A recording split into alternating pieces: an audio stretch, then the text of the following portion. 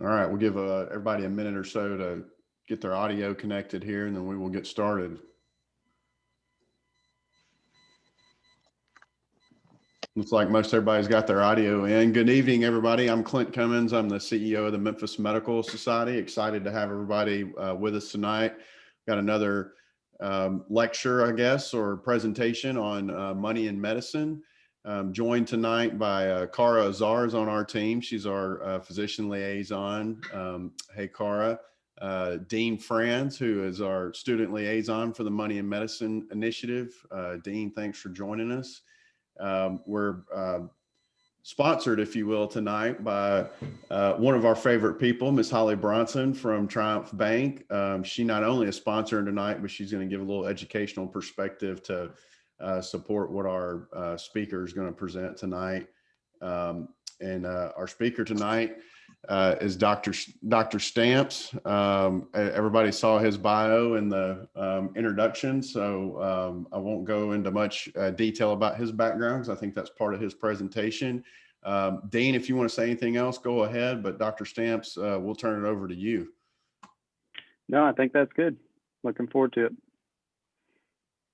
Welcome, everybody. I'm pleased to have the opportunity tonight to present a little bit of my story and background and moving from academics to private practice medicine. I think it's in some of our talk just before this presentation, I've learned that most students don't get a lot of introduction to private practice in medical school or in residency. That's changed a little bit, unfortunately, since when I trained. I'm just a little bit of background. I'm 46 now. That sounds kind of old to me now, but quite a bit older than you guys. But I feel like it wasn't that long ago I was in medical school. I was at the University of Tennessee here in Memphis. I trained and graduated in 2001. Originally from Tennessee, I was born and raised in Murfreesboro, Tennessee. Went to school in Knoxville. Came down to Memphis, went to medical school here, and I did pediatric residency following that here also at Le Bonheur Children's Medical Center. After that, I decided to do private practice in general pediatrics, which was also here in Memphis for Memphis Children's Clinic. And some of you may be familiar with that, some of you may not, but I think it's, if not the largest, one of the largest private practice pediatric groups here in Memphis and the Mid-South. And it was a great experience. I loved it. I learned a lot in doing that. But then I decided that I didn't want to do general pediatrics long term for just various reasons. I felt like I would be more suited to a subspecialty. So I'd always had liked cardiology, pediatric cardiology, but had never pulled the trigger while I was in residency to do a fellowship. And just turned out that they opened up a new fellowship here in Memphis. And I knew some of the people that were involved with that. And I became the first, well, me along with another guy became the first two fellows in some years to do pediatric cardiology training here in Memphis. And that was a great experience. It was an interesting experience because we were the first two in a while.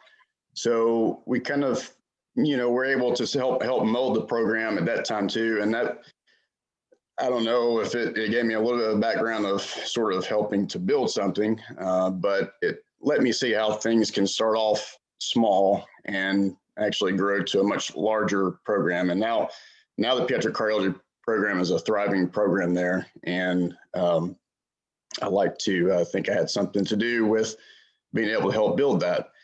So I did do some extra training at Boston Children's. I did a 6-month fellowship for cardiac MRI, which was just happened to be one of my main interests. And I really enjoyed that. That was an excellent experience.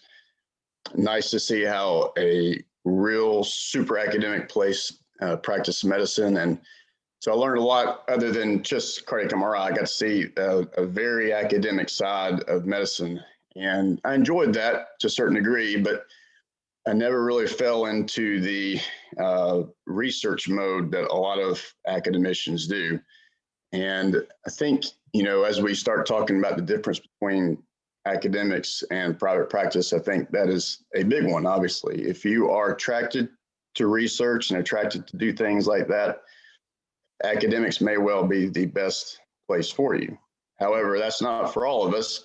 And a lot of us really enjoy clinical medicine and enjoy seeing patients more often than what you might do it if you have to dedicate a certain amount of time to research. Excuse me. So when I came back, I practiced for about two and a half more years at Le Bonheur, and I was on staff there, and I loved working with the group, enjoyed my work, enjoyed the clinical aspect of it. But as I could see, as time went on, there just wasn't a way for me to fulfill all of the goals that I had. And if I had to pinpoint probably the two or three most important things that led me to really start thinking about doing private practice, it had to do with control, autonomy, and freedom. And it was those main three things that really made me, it gave me a sense of urgency that I needed to do something a little bit different, because from what I could see going forward, that just wasn't going to be part of the academic career. And when you talk about pros and cons of doing private practice versus academic medicine, what it probably boils down to is the pros for people who enjoy private practice might end up being negatives for people who really are attracted to the academic world. So what I saw as the pros, the reason I did it, were the freedom to make choices, the freedom to be able to design design my career how I wanted to design it. Even down to the very simplest of things about when do I start work every day? When do I end work every day? When do I take off for vacation? Can I be there for my kids' basketball games, my kids' football games, or ballet practice, things like that? It's not to say you can't do that in academics, but what I could sense is I just didn't have the certainty that I would have control over that as I moved up the ladder of academic medicine. So the other thing is time. And, time is, we all have the same amount of time, but what's the most important thing is, to me, is who is going to control my time. Would I control it, or would someone else control it? And when you work for, whether it be a small program or a large program, in academics, a lot of times you may not have the control over your time that you might want. And so that was extremely important to me. And then lastly, I mentioned autonomy, and that goes along with the two other things I mentioned. But if you truly want to have control of your life, you're unfortunately probably not going to be able to have as much control if you are in a large academic world. Now, some people may not be suited to that. So when I was thinking about this talk, I did want to mention mindset. I think that private practice has a certain mindset, and some people may not have that mindset, and that's perfectly fine. If you have the mindset where you want to have more security and a little bit more certainty in life, and some people just don't like choices. We have so many choices today. I mean, if you're like me, sometimes you may research. If you're going to buy a new TV, you may research it for 3 weeks before you actually buy something. You look up all the choices, and what it boils down to is you never find the perfect TV. There's never a perfect TV. And some people would rather just say, just give me two to choose from, and or you pick it, and I'll be happy with that. And so that's suitable for some people, whereas some people want to have those choices and they want to be able to do the research and make their own choices. So I think the mindset's important, but from what I'm hearing is that mindset may not even be introduced in med school. So I think that it's not necessarily a mindset you're born with. It's something that you may want to consider. And doing talks like these hopefully will maybe open up some doors to things you may not have considered even possible.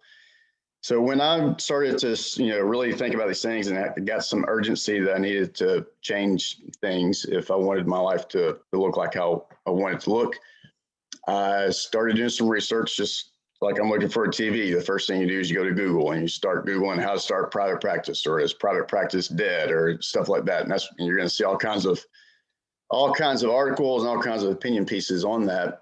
But probably one of the best things you can do is find someone in the community that has actually done it and go talk to them, which is kind of what we're doing here.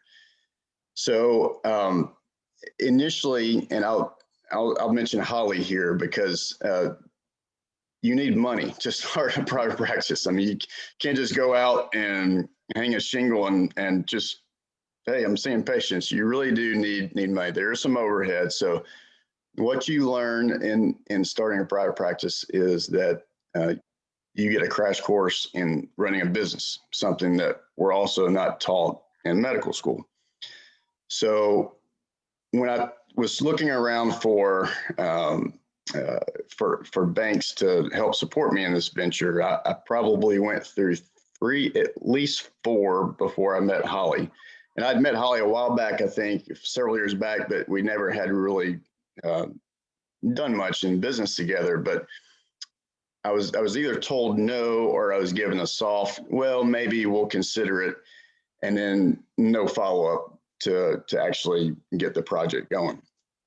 And so when I talked with Holly, she was the first one to say, okay, look, I think this is something we can probably do, but here's what we need to do. And she helped sort of lead me down the road of the steps to take in order to get this venture started. So first thing you need is a plan. You need some sort of plan. Now, you may not know all the information that you need to know to start your business, but you do need some basics. You need to have some idea of what your patient load might be. You have to know where you're going to, where those patients are going to come from. If you're a specialist, what kind of referring physicians are going to send them to you, or how are you going to get patients? And you need to be able to show the bank or whoever it is that is helping you fund your project. You need to be able to show them that, look, this is where my business is going to come from.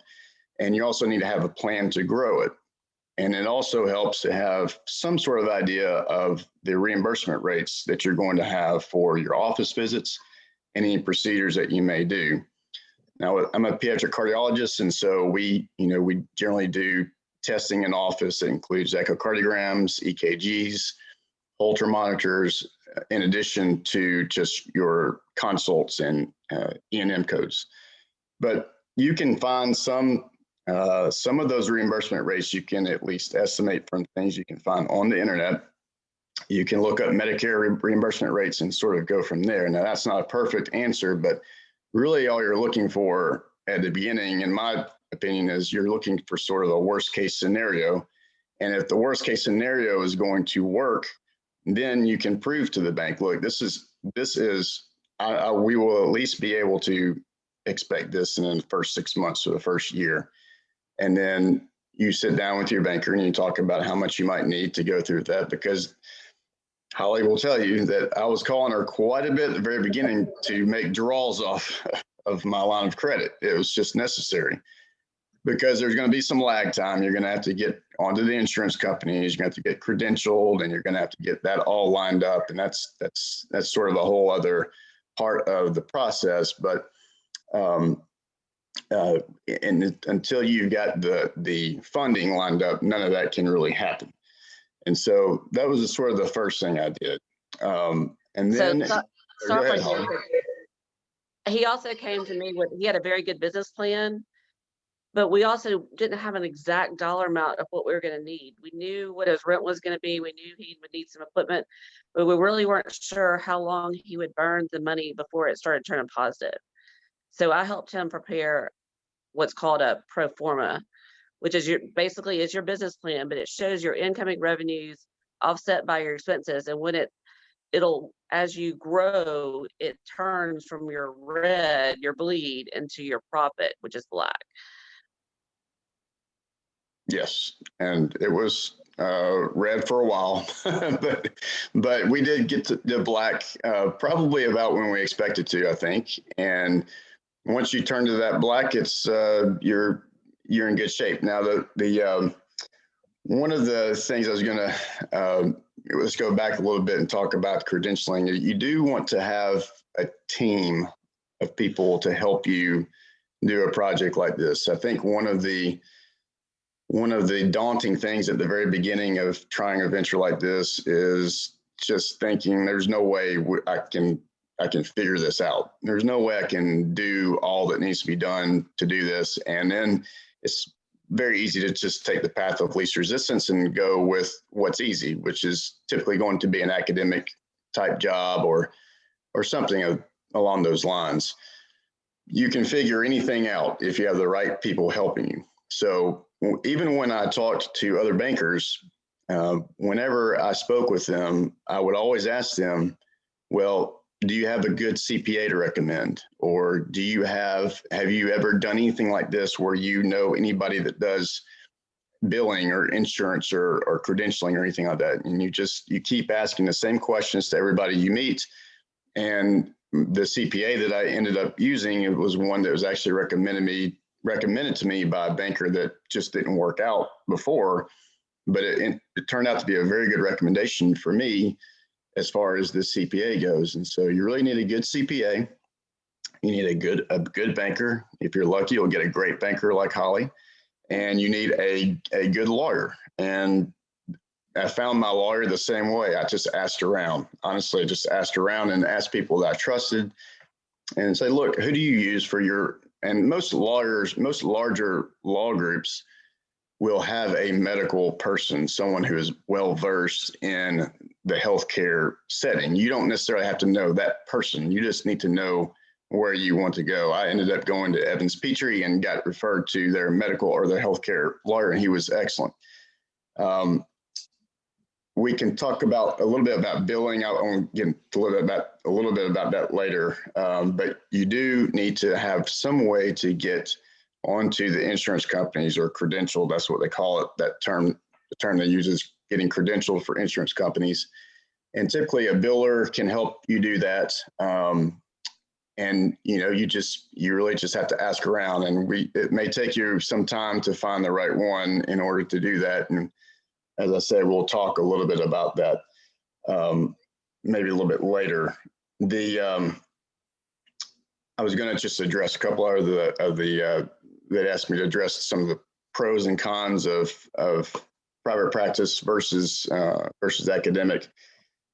There are going to be ups and downs. I mean, it's a little bit less risky in a way, and I was very willing to accept the risk because I felt the benefits far outweighed the risk. But when you're starting a private practice, you may have some ups and downs. There are some things that you may not be able to necessarily control.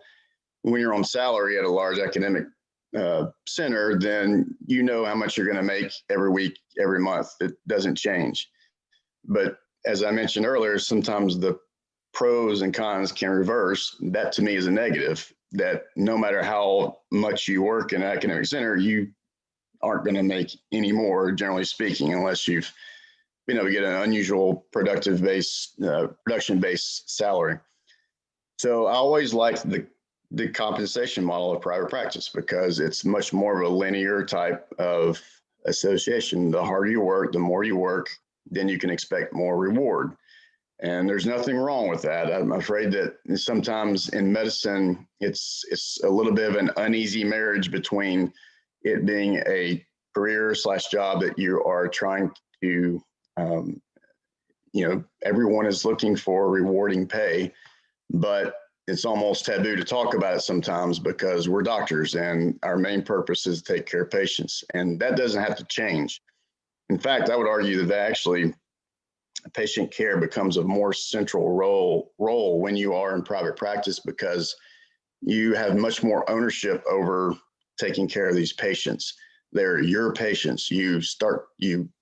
When you see them over and over in an outpatient setting, you get to know them and they become like family. And it is very rewarding to have that continuity of care. And I think that's a little more difficult in the academic setting, but there's also nothing wrong with getting paid for what you're doing. And we've trained for a long time and had a lot of delayed gratification, so to speak. And I think that the compensation model of the harder you work, the more you get paid is a good one, and vice versa. If you want to take more time off, you take a little bit of a hit, but that's okay if that's what you want to do.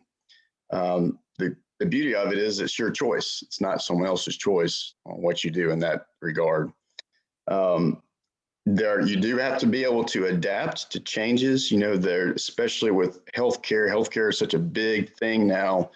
When you talk about on the macro level, you're talking about the federal government and how CMS is going to change payments. They can do that on a whim. They can change it year to year if they want to. And you don't know what that change is actually going to look like before it happens. The good thing is that if you're agile enough in private practice, you can change with that and adapt with that very quickly. One thing that I've learned is that insurance companies can sometimes sort of be your enemy, but they also are willing to work with you. If you just ask them, you can't be afraid of them. So we negotiate contracts every 3 years with our insurance companies.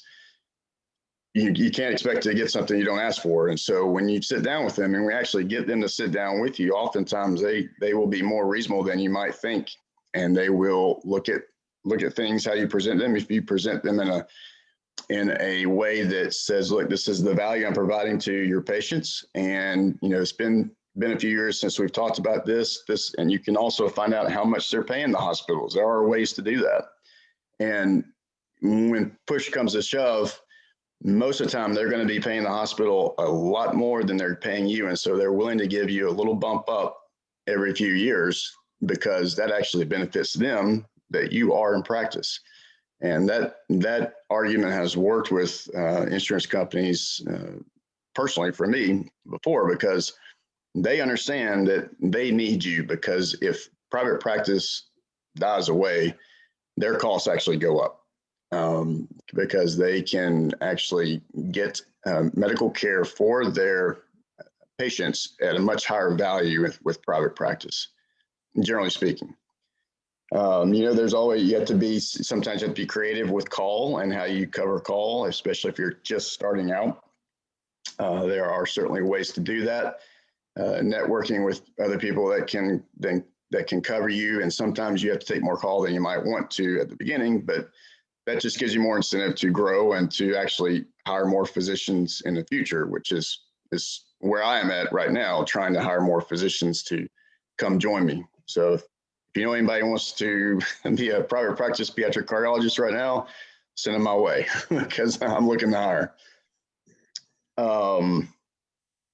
Any thoughts on all that, Holly? Is there anything you wanted to jump in on right now with any of that, or I can talk about some, and I can go to questions and answers anytime you guys want. I don't know how long you want. I can talk about a few other things as well right now, but just real quick, I was going to say, there's two kinds for all y'all to, there's two kinds of loans you can take out to start a practice. One is a line of credit, and that's kind of a revolving thing, like a big credit card for your business, where you're billed interest only monthly, but you can pull off of it as you need. As your money comes in, you pay it back.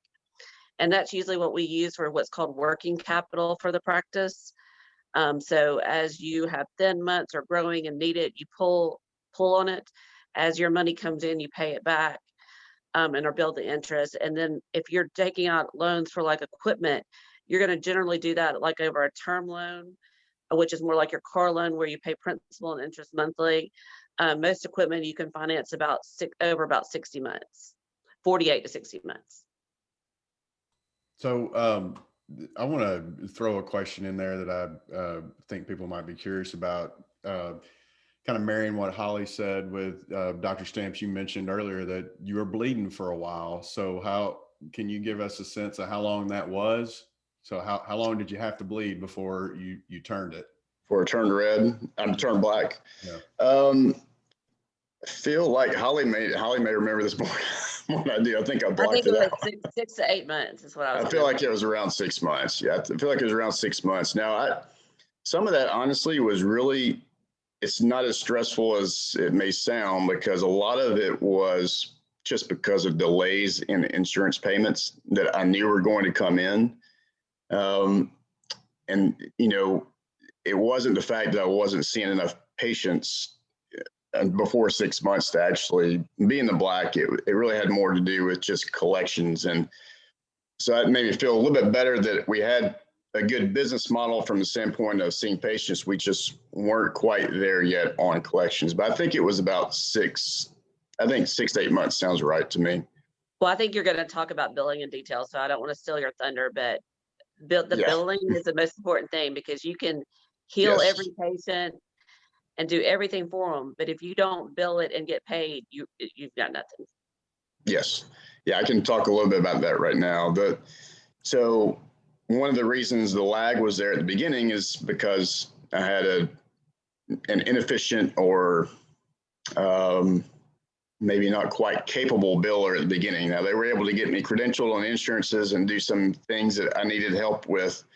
But in the end, here's sort of my big picture thinking on billing is that when you outsource it, you're taking a big risk that you just can't do as well as if you have someone in-house.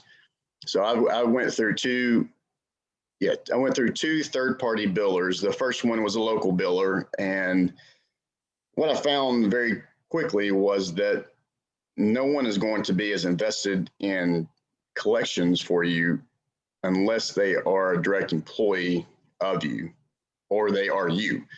And what third-party billers like to offer is they say, well, we're going to take a certain percentage of the collections, and that's good for you because we make more if we collect more. And that sounds really good at first, but just to throw some numbers out there, if you were expected to collect 500,000 over some period of time, and the biller was taking somewhere, let's just say 8%, which is pretty high. Actually, that would be a little bit higher than normal. But if they were taking 8%, you're going to be paying them about $40,000 a year.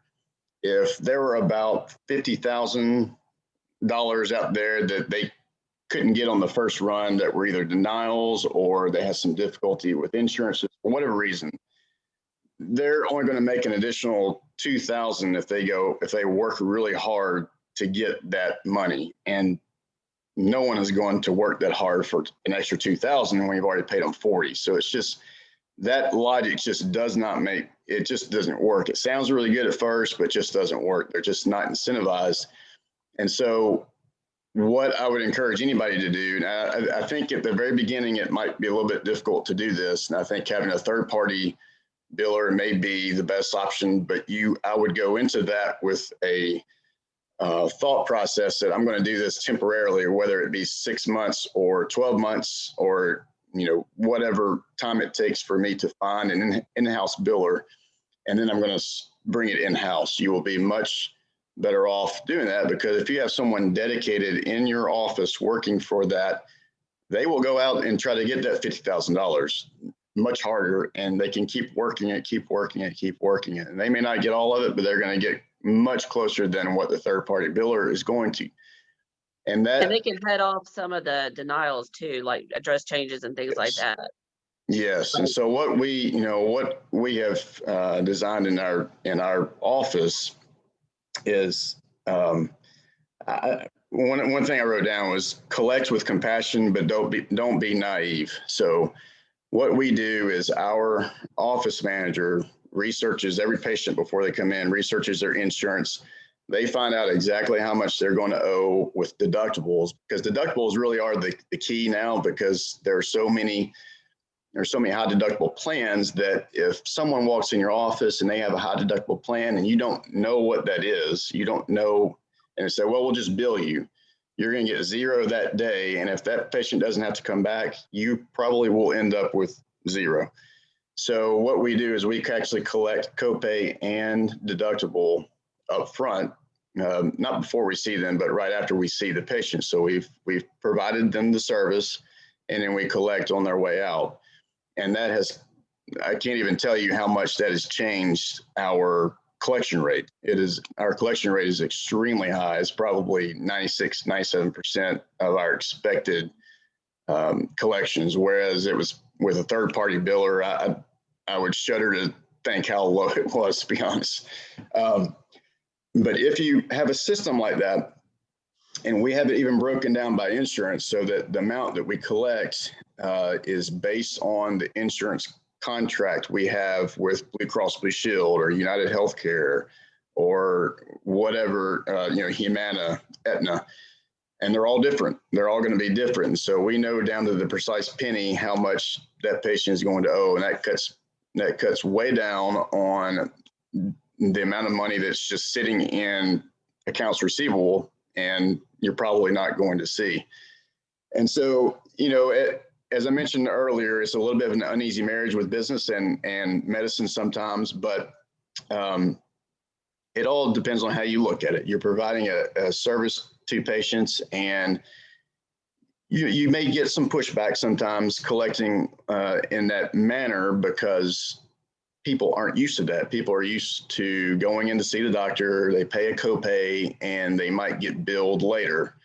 And that's just what they expect. But unfortunately, we just can't do that. You can't stay in business if you do that these days, because even if they did pay, it may be 3 months from now. And that's just not going to be sufficient enough cash flow to keep your operation going smoothly. And so, honestly, once we establish that practice and that's our policy, we've had very little problem with it, with hardly anybody, to be honest. People understand.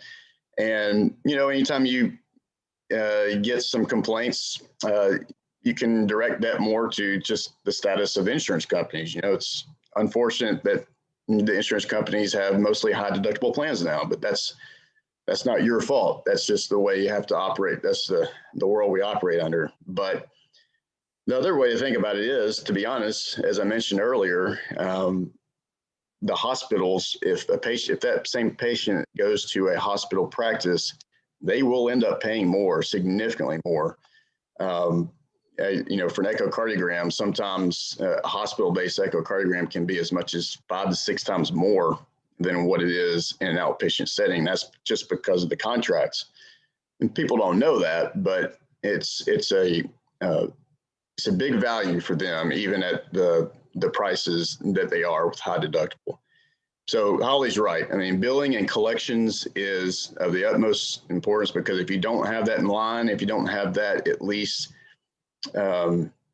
set up efficiently enough to keep your cash flow up and keep it even, then it's going to be hard to succeed. But you can do it. It's not an undoable thing. It's something that you can do if you have the right team members, and if you don't accept just that, well, this is the way it is, we're just not going to get paid for half of what we do. That it doesn't have to be that way.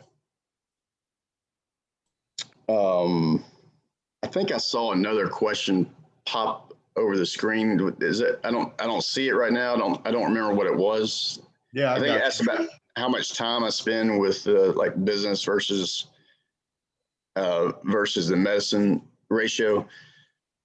That's a hard question to answer, but I still spend the majority of my time practicing medicine. I would say, I think it's very easy for me to say that. If I had to break it down on percentage, I would probably say 75-25.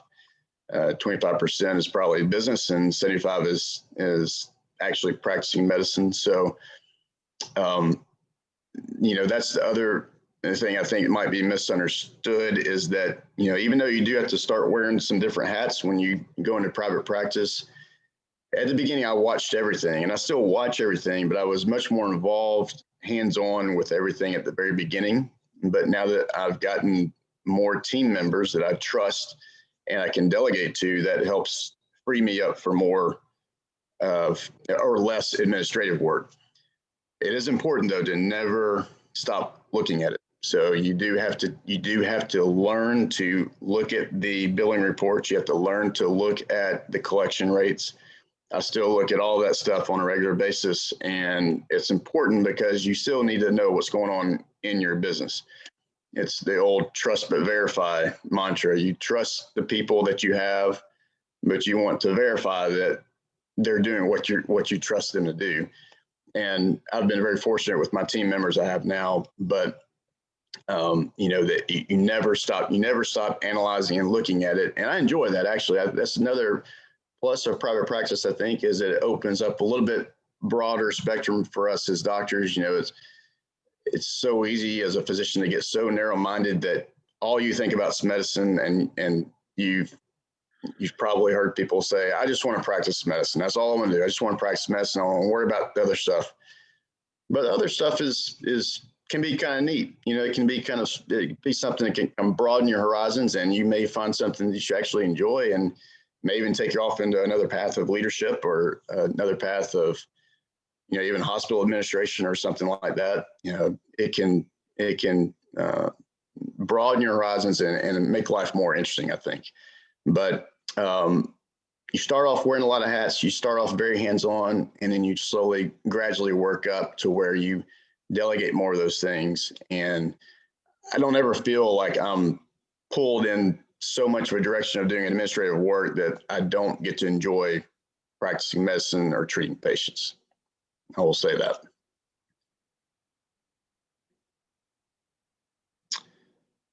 Major differences between small group and large group private practices besides the obvious. I didn't see it. Is there any way I can open that up more, or? I can read it to you. It says, besides the obvious better call schedule. So what are the differences? I think that's the obvious. That's certainly the obvious thing. When I was with Memphis Children's Clinic, I was with a larger group. That was one of the largest pediatric groups. And so that's my frame of reference. I think that the larger groups, the really large ones, can sometimes offer you maybe a hybrid of what you might be looking for if you don't want to go all in on starting to practice and doing all this groundwork that we've spoken about, getting a banker, getting a CPA, getting a lawyer, getting credentialed, getting everything lined up, billing and collections, because all that is going to already be done for you, or most of that's going to be done for you. But it can still give you most likely a different type of compensation schedule that's going to, or a structure that's going to give you a more linear result with how much you work. If you work more, you're going to be compensated more. And I think you'll still get more control over your schedule than you might in academic practice. And of course, there's the lack of research, which, you're not expected to do research in most private practice groups, even larger groups. I think the only negative I could see is that the larger it gets, probably the more you lose that control of things that I mentioned at the very beginning. You're not going to have, certainly initially, you're not going to have a lot of say-so and how the practice is run, most likely. But I still think most private, even larger private practices, are much better about including people in their opinions and how the practice might be run. And you may have a shorter path to partnership. When you start an academic career path, it's going to be a while before you rise to the ranks, assistant, associate, and professor, chief, and whatever your goals may be. But most private practice groups have a much shorter track to partnership, which will give you some control. And I think you're still going to have that autonomy that you just can't have or it's very difficult to have in the academic world. Can you talk a little bit, you're trying to hire a physician as well. Can you talk about what that looks like in your group, like relating it to that partner kind of story? Like if somebody wants to come on your group right now, what does that look like for them? Yeah, so I think hiring someone is very interesting. I've been looking for a couple of years now. Some of it has to do with what the supply and demand. There aren't a lot of pediatric cardiologists available out there, and most of them are just funneled into academic medicine. It's a very academic specialty for the most part.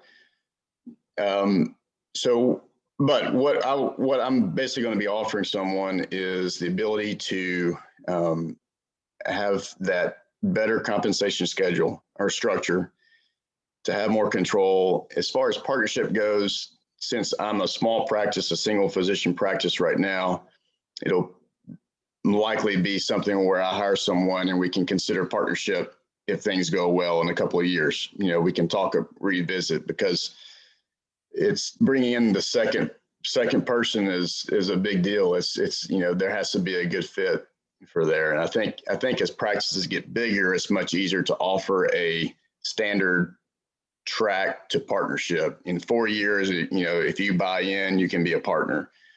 I probably won't be offering that at the beginning. It'll be more of we'll see how things go. I would love to offer partnership to someone because that means that they're a good fit. And I'm certainly not, that's what I would expect to do, is to have someone work with me for a couple of years and then talk about a partnership track. Because I think that being in private practice, if you offer that, it's just it's so much more ownership for that person that there's a lot of things you don't have to worry about with a partner. They're going to take care of the business. That they're going to care about the business more than someone who may just be employed. But I'm not opposed to either track. If someone just wanted to be an employee, that would be fine too. There's another question in the chat. What might the differences be between primary care private practice, such as family medicine, versus specialty care like what you do? I think that's a good question. I thought about that before this. With specialty care, not with every specialty, but with mine, I do have some procedures involved, which are I will tell you that procedures are good for your revenue. However, what I do is a low volume type of specialty. A busy day for me in my office would be seeing 14 patients, that would be a busy day, a full day. For a family medicine doctor, that would be a couple hours maybe or something like that. So I think volume for primary care, especially like that. Now, family medicine can introduce some procedures as well, which I think help. And I think anytime you can offer some procedures, even if they're small, I think that helps. But with a primary care specialty like family medicine or internal medicine, if your volume is high, I think that will most likely I think it will sort of wash out in something compared to me with specialties. The good thing about family medicine is, or any other primary care, is everybody needs one. Now, everybody might not use one, and that may be part of your marketing strategy, is to make sure everybody knows that they need one. But most of my marketing strategy is really speaking and keeping relationships with my referring providers. I do see some patients that just happen to make an appointment without having a referral, but most of mine are from referrals. And so how I build my business is with relationships with referring providers, some of them being family medicine providers, but also, of course, pediatrics and some internal medicine as well. I think for primary care, especially, you would need to make sure that you have the volume to create the revenue you need to. The good thing about that, though, is that you don't need any prior authorizations for office visits. So every time we do procedures, we have to do prior authorizations, and that's another hurdle that you have to do in a procedure base, especially with family medicine. They don't really ask questions for consults and for E&M visits. So there's a lot less of a hurdle there, I think, to actually have the insurances pay, and you don't have to invest as much time on those collections. So those are the main differences I would see. Kind of staying along those lines, is it harder to land a private contract right out of residency versus academics? And is the key to that, are you supposed to network during residency, or is there another way to go about that? Well, I'll say that while I'm looking for someone to hire, at first I was most keen on hiring someone with experience that had already been out for a while, but that mindset has actually shifted a little bit for me.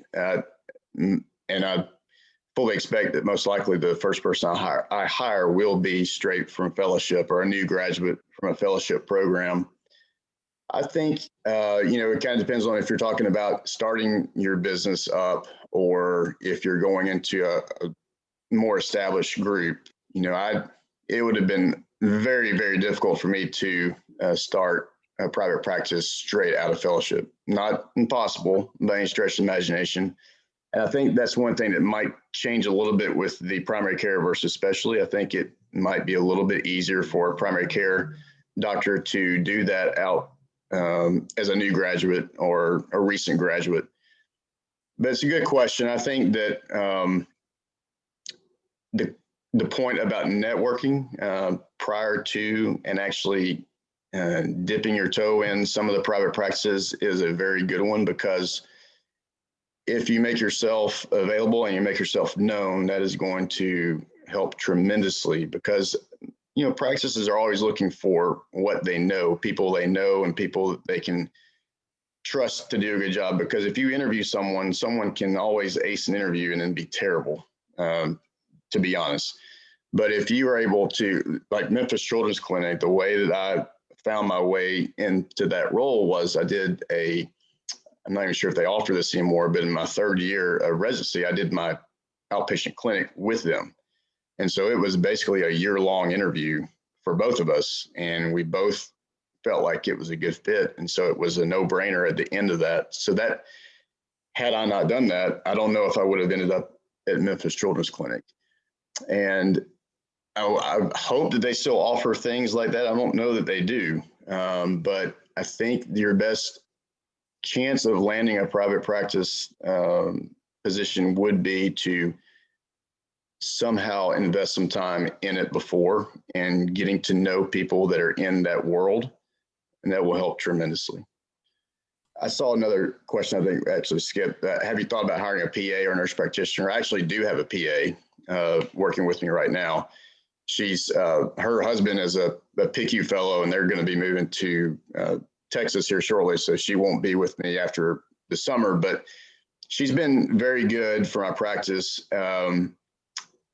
In the end, I feel like for a specialty in particular, having a PA with just a single physician probably doesn't offer everything it needs to. It doesn't offer what it does to have a second physician, because of sharing call and things like that actually take much more of a load off of you. But I think that for larger practices, having a PA or nurse practitioner is a smart thing to do. And I think it can be a very high yield thing to do. I just, as a single physician, it's been good, but I don't think it's the ideal setup.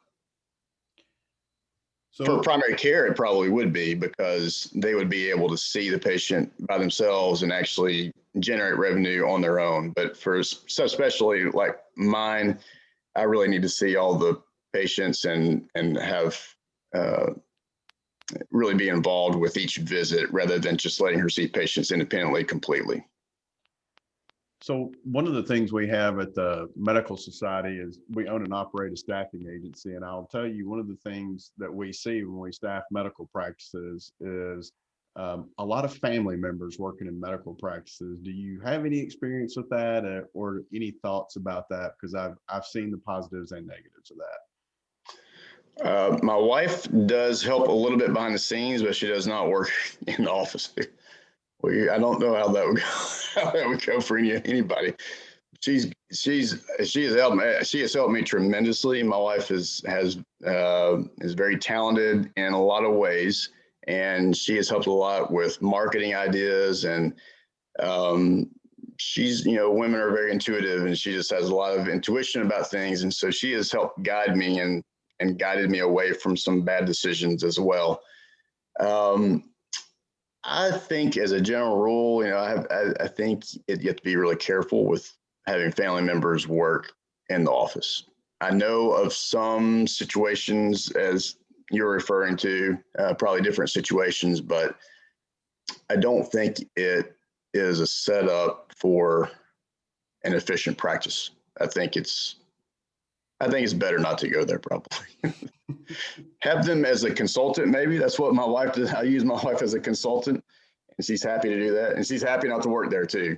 She's very happy not to work there. But I think that would be my 2 cents on that matter.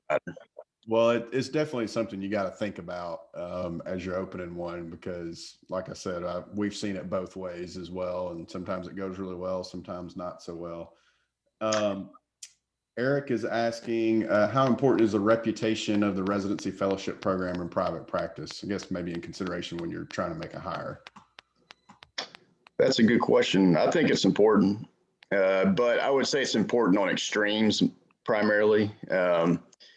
it's, as I said, I did a 6-month fellowship in Boston for cardiac MRI, and it was very interesting because, you get a little bit, Children's Hospital of Boston is sort of the mecca for pediatric cardiology. I mean, it's literally the #1 place. And so not only was I excited about going there, I was a little intimidated at first too. But the interesting thing is that once you get in there, they're not a lot different people than there are everywhere, to be honest. But if you take it on a whole, you probably would say the worst fellow there is probably going to be better than a fellow from a practice or from a residency fellowship program that is not respected at all.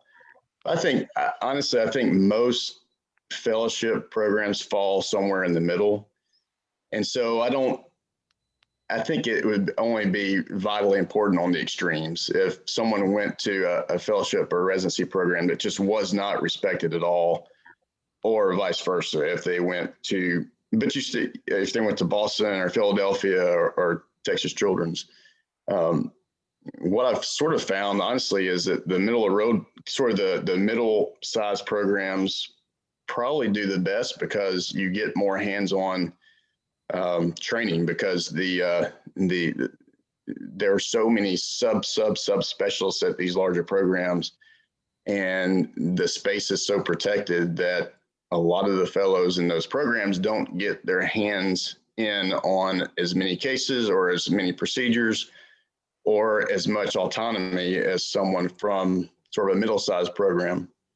But so that's the best way I could answer that.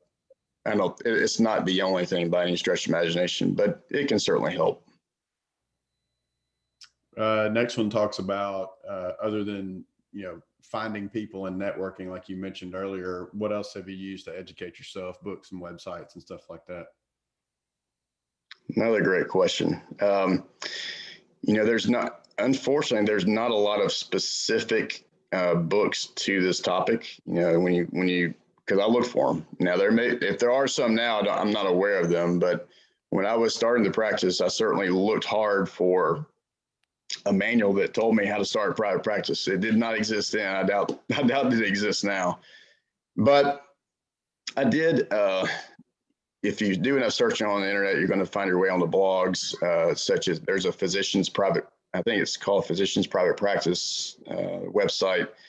It's got a blog. The White Coat Investor is good. I'm not sure if you guys are aware of that, but White Coat Investor podcasts and books are good as a kind of a jumping off place, because so many people are involved with that website and that podcast that you can get names that, if you listen to it enough, or you go to the website enough, or you read the books, you're going to find different resources to go to. But, really my best resources were local. Holly was,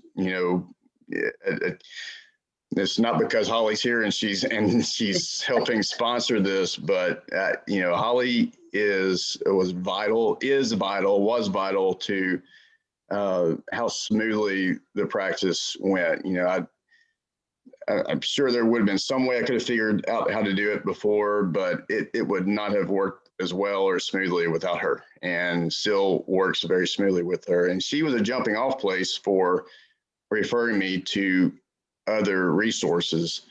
And so I really think you can get some basic background foundational material on the web. And, like I said, White Coat Investor, I think, is a good place to start, because there's so many articles and posts on there that you can find things that are dedicated to how to run private practice. But your local resources will be the most vital, because when they join with you to work on your team, your success is important to them and will bring them success. So I really do think that's the most important, is your local resources.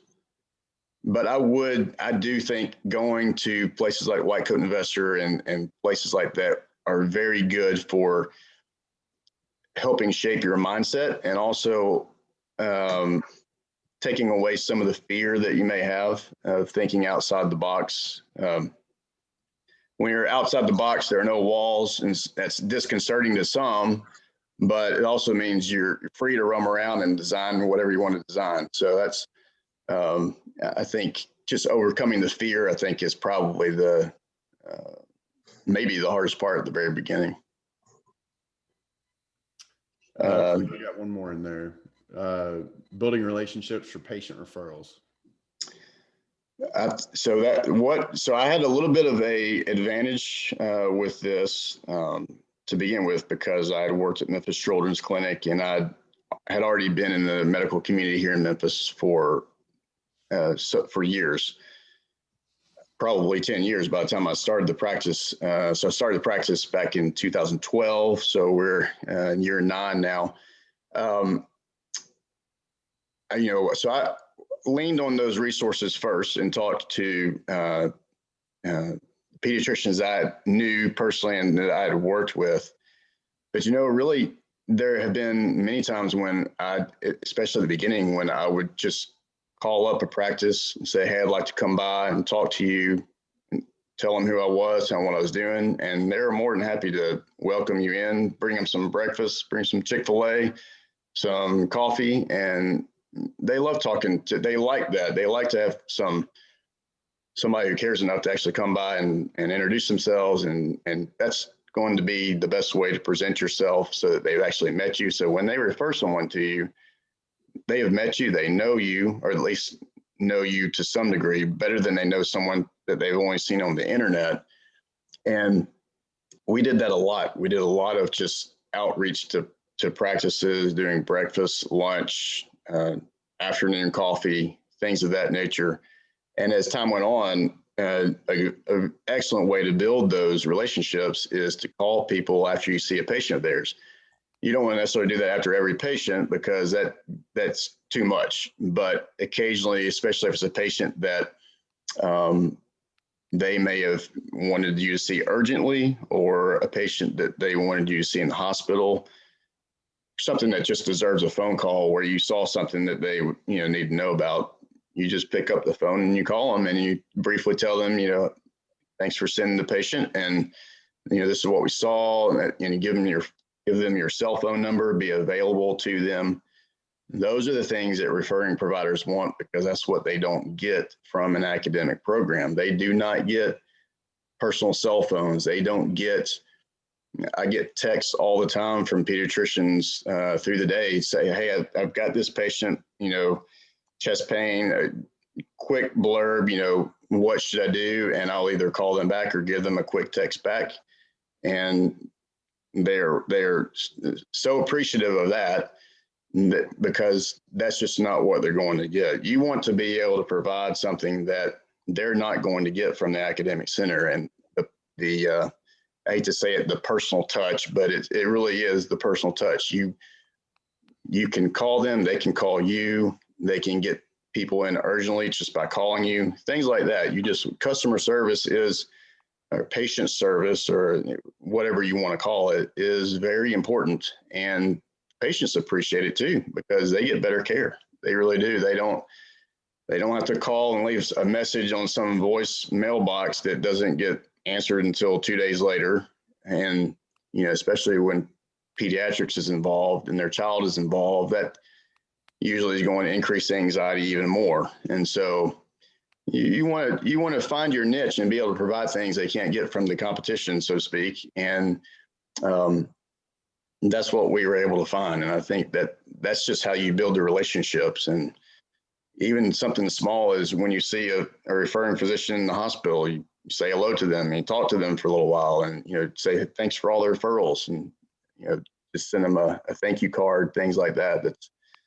That's what they're not going to get those things from the academic centers, and that's probably helped more than anything. There is some marketing involved. I think you have to get your name out there to do general marketing, or social media posts can help with that. Having a website, we have tried to have a good website from day one, and just redid that website a few months back. And so revamping that every so often, and trying to provide resources in that way and doing some social media outreach and things of that nature. I think that's important. But the one thing that never changes about business or anything in your career is your personal relationships end up being the most important.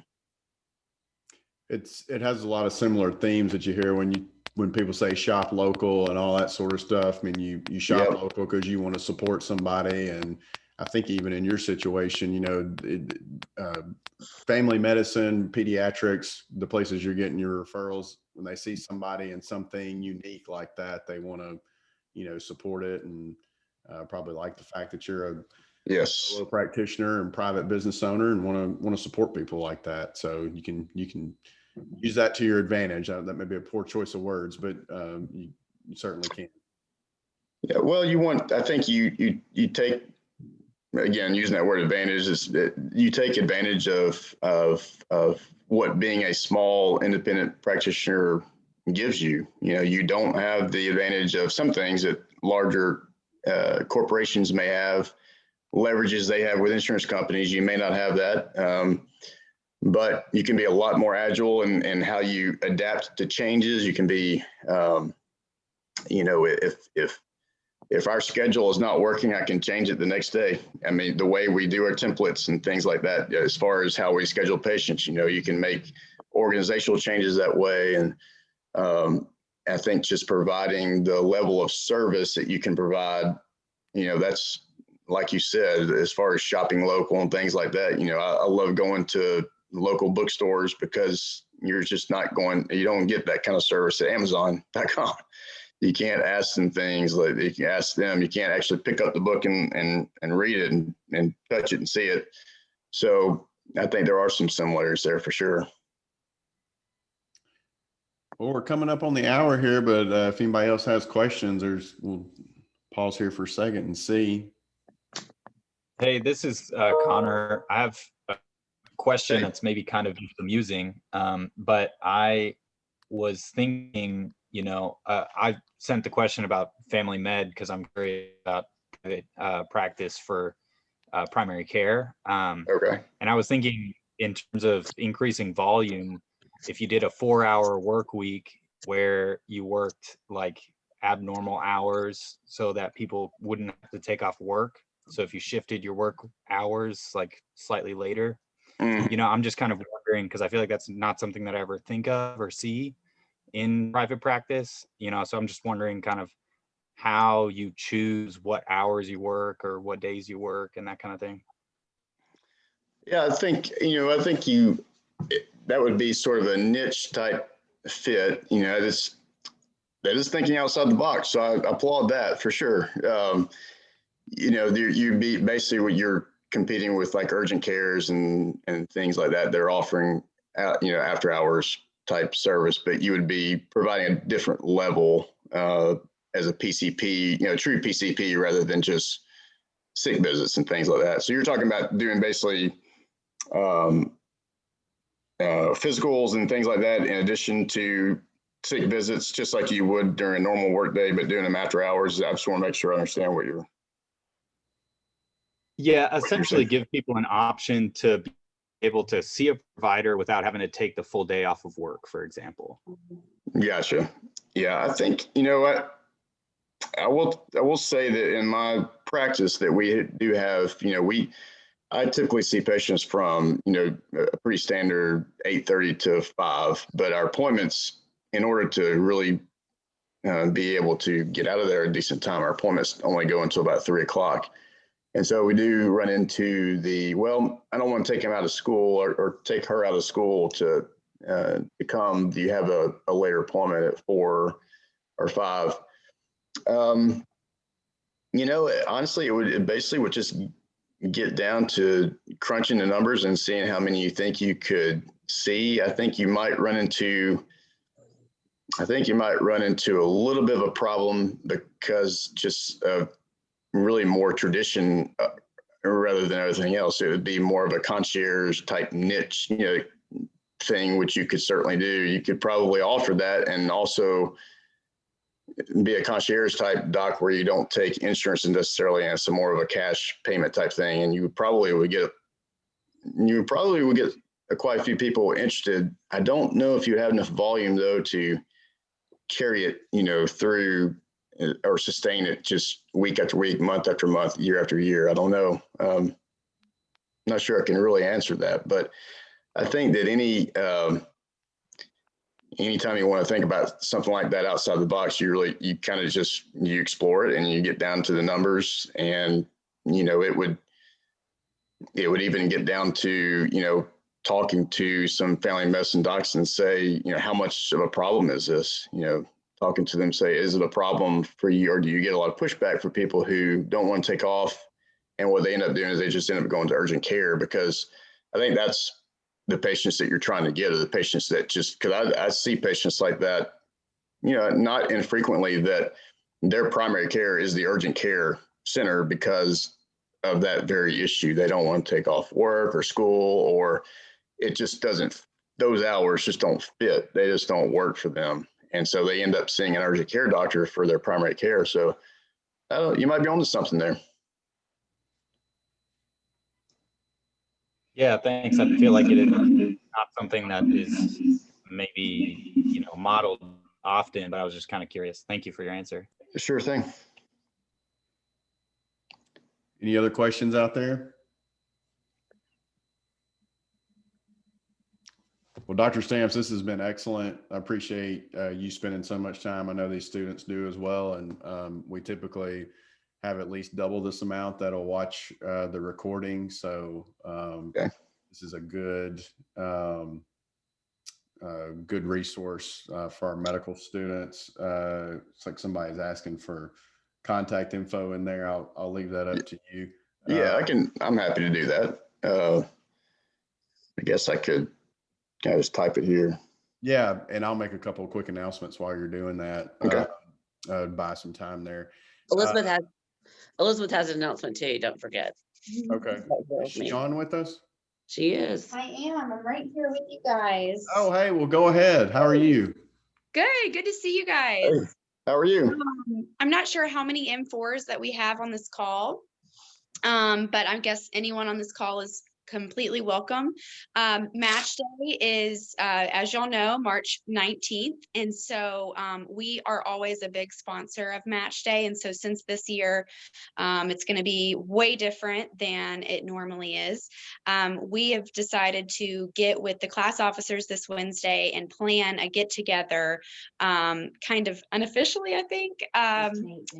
Yes, just Triumph Bank sponsored, something in the afternoon. We're thinking maybe at Grind City Brewery downtown. So be on the lookout for more announcements about that coming from your class officers. It'll be beer and drinks on the bank, and of course a little bit of food, so you can come out and celebrate after you get your match. That's it. Thanks, y'all. The two quick announcements for us were, I hope everybody on the call is a Medical Society member, but if you're not, it's free for a student. And then Wednesday, March the 3rd is another date that you can mark on your calendar. We normally drive anybody that wants to up to Nashville for a day on the Hill. As you can imagine, that format's going to change a little bit this year. It'll be virtual, and it's going to be kind of a lunch hour thing to accommodate the practicing physicians, but I think it'll be engaging. We'll have some legislators on the call, and we'll utilize the Zoom breakout rooms to be able to divide people up with certain legislators. There should be a registration link coming out soon, but you can kind of pencil in lunchtime on Wednesday, March 3rd for that annual day on the Hill. And looks like Dr. Stamps has got his contact information. Yeah, feel free. Anybody who has any follow-up questions or wants to talk about anything, just feel free to either give me a call or send me a message on my email. I'll be happy to speak further with these things. All right, and we will push the recording out for this as soon as we have it available. Thank you, Holly, and Triumph, and Elizabeth as well. And Dr. Stamps, thanks for all your time. And Sure thing. Thank you all for joining us. Happy to do it. Thank you, Dr. Stamps. No problem. Enjoyed it. Thanks again. Y'all take care. Good night, y'all. Right.